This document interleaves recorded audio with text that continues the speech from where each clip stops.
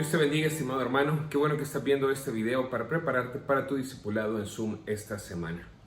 El domingo terminamos la serie Ideología de Género y Feminismo y estuvimos viendo un poco qué es el feminismo, la respuesta bíblica al feminismo y algunas aplicaciones para la vida de la mujer y de la familia. Entonces quiero iniciar este video hablando justamente de eso, qué es el feminismo. Y no del feminismo en general, sino del feminismo moderno como lo conocemos ahora en nuestros tiempos. Este tuvo su inicio a mediados del siglo pasado, cuando una mujer llamada Simone de Beauvoir escribió un libro llamado El Segundo Sexo, en 1949. Esta mujer estaba casada con Jean-Paul Sartre y ambos eran filósofos existencialistas. El existencialismo es una corriente filosófica que dice que el ser precede a la esencia, es decir, que no hay una esencia o no hay un propósito o no hay algo definido previo a nuestra existencia, sino que los seres humanos llegamos a ser por alguna forma o de alguna forma. Entonces debemos tomar responsabilidad de nuestras vidas y nosotros darle a nuestra existencia un propósito y nosotros darle a nuestra existencia una dirección o un sentido. Cuando nosotros vemos este tipo de pensamientos, pues es un ataque frontal contra todos los valores cristianos, la familia, la iglesia, el matrimonio. Y esto justamente era el punto de Simone de Beauvoir en su libro. Ella decía que el hombre había creado un mundo donde la mujer simplemente era una herramienta para su beneficio y su placer. Entonces la mujer tenía que tomar responsabilidad de su vida y deshacerse de la masculinidad tradicional, de la feminidad tradicional, deshacerse de la familia, deshacerse del matrimonio, de la iglesia, y ella tomar las riendas de su vida para hacer con su vida lo que ella desee. Este pensamiento tiene implicaciones prácticas muy fuertes porque a partir de esto podemos entender por qué una mujer abortaría a su hijo en el vientre, pues considera que su hijo es un estorbo para que ella alcance lo que desea. Entendemos por qué el feminismo tiene apatía hacia el matrimonio, porque la mujer debe experimentar sexualmente con quien se le dé la gana y no debe estar restringida a un solo hombre. O entendemos la apatía del feminismo hacia la familia y hacia los hijos, porque no debería haber ninguna restricción para que la mujer cumpla todos sus deseos o todo aquello que ella desea alcanzar. Esto es el feminismo. Y lo interesante es que a mediados del siglo pasado no solamente el feminismo explotó en la revolución sexual en los años 60, sino que en esa misma década una mujer llamada Catherine Bliss hizo un estudio llamado El estado de la mujer, el estado y servicio de la mujer dentro de la iglesia. En ella pedía o estaba exigiendo que se reconsiderara lo que históricamente y bíblicamente ha sido el rol del hombre y la mujer dentro de la iglesia. Entonces el feminismo encontró un aliado adentro del pueblo de Dios. Y desde entonces, ya sea sutilmente o de una forma muy agresiva, el feminismo ha estado contaminando la mente de las mujeres cristianas. Entonces, lo que deseo hacer a continuación es presentar la respuesta de la Biblia al feminismo. Y para eso quiero leer un pasaje que está en 1 Corintios 11:3.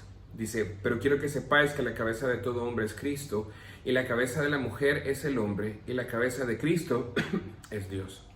Leer este pasaje es importante porque nos muestra un principio con el cual vamos a poder entender el rol de la mujer dentro de la cosmovisión cristiana.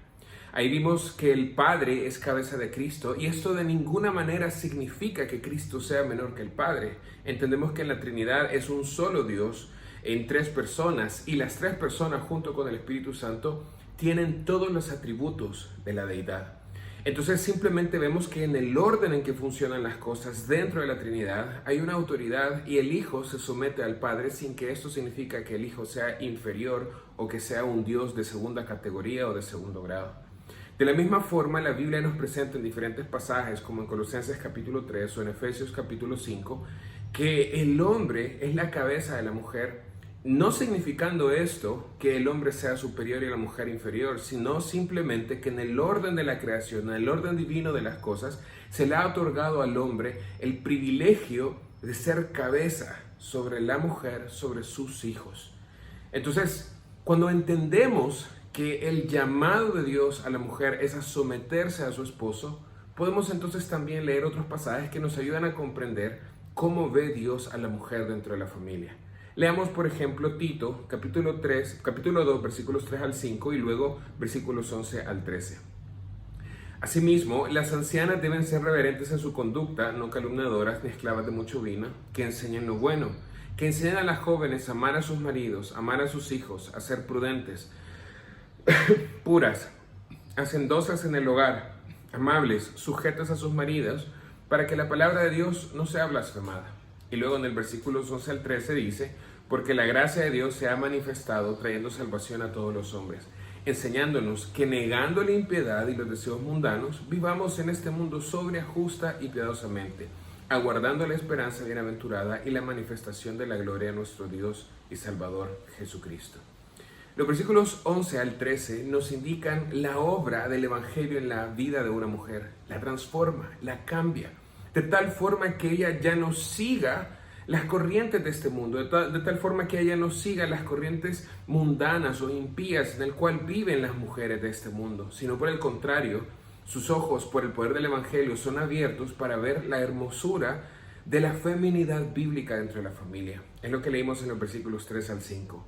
Mujeres que aman a sus maridos, que aman a sus hijos, que cuidan sus hogares, que son castas y puras, que son reverentes en sus conductas y que son maestras de todo lo bueno.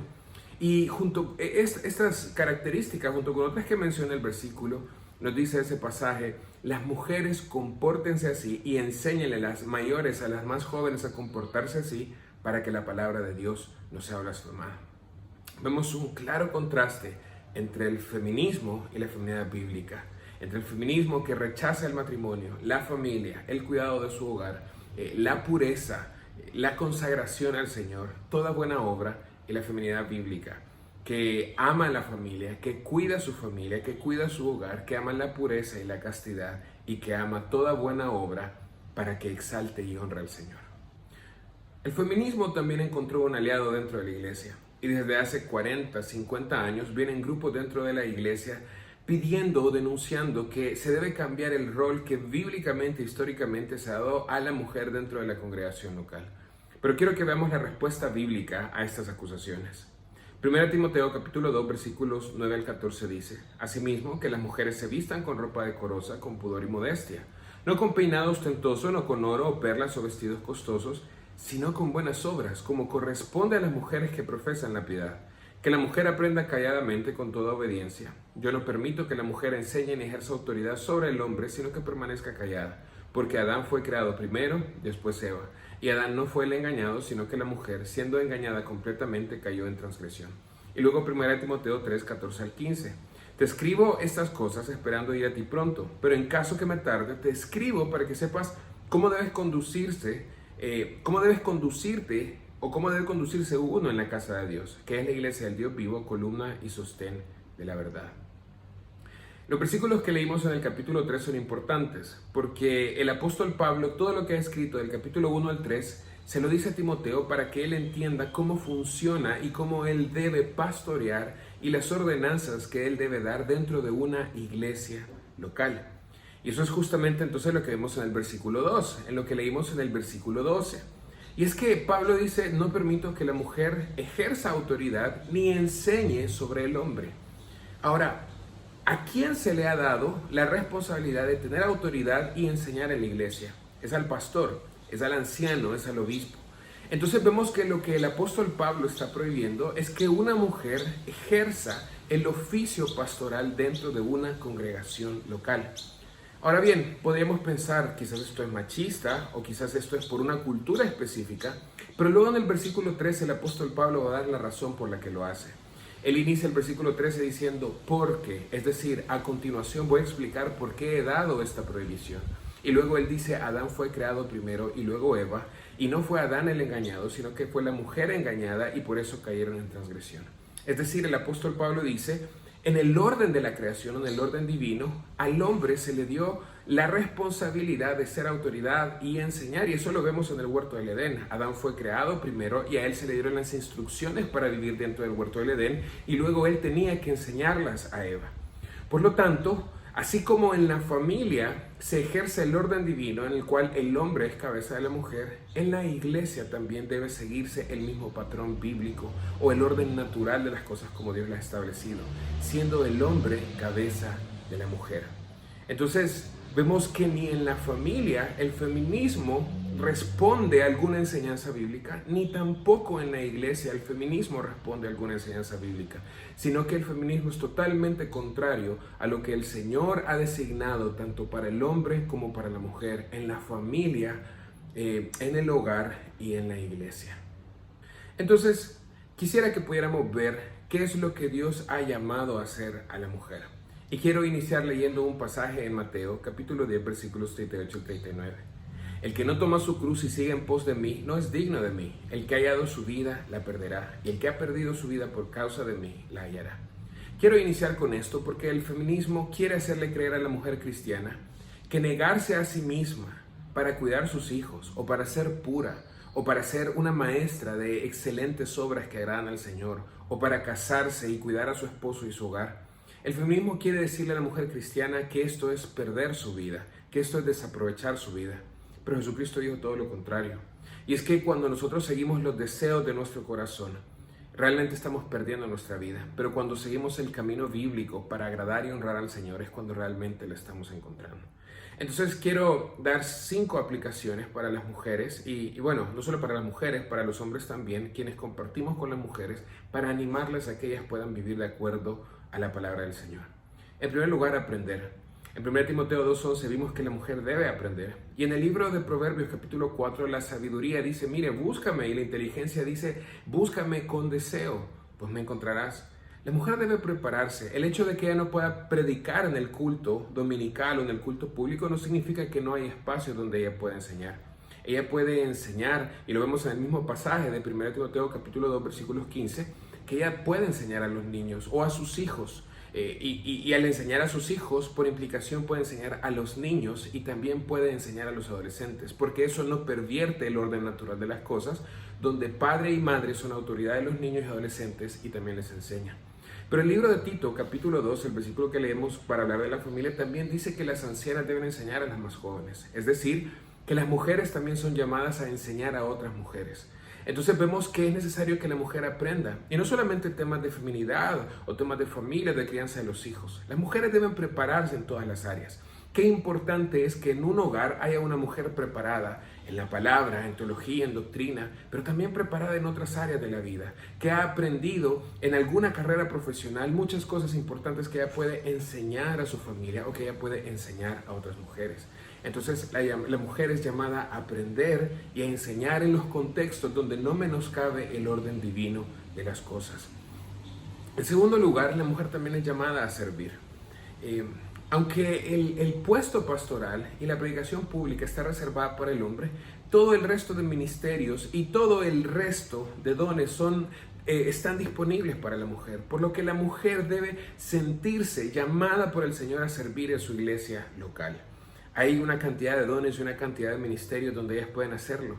Y es muy interesante que en la Biblia vemos que la mujer tiene una característica muy especial o unos dones muy especiales para el ministerio de misericordia. Vemos en la Biblia mujeres como Dorcas, como Lidia, o las mujeres que acompañaban a Jesús y a los discípulos, mostrando cómo la mujer tiene una característica muy especial para este ministerio. Pero no lo quiero reservar solo para este ministerio, sino para todos los ministerios dentro de la iglesia, que no sea el pastorado, ellas tienen la oportunidad de poder servir. Quiero dar una aplicación también para las jóvenes. Sé que hay muchas jóvenes que están buscando prepararse profesionalmente por 3 razones, y estas razones son influencia del feminismo.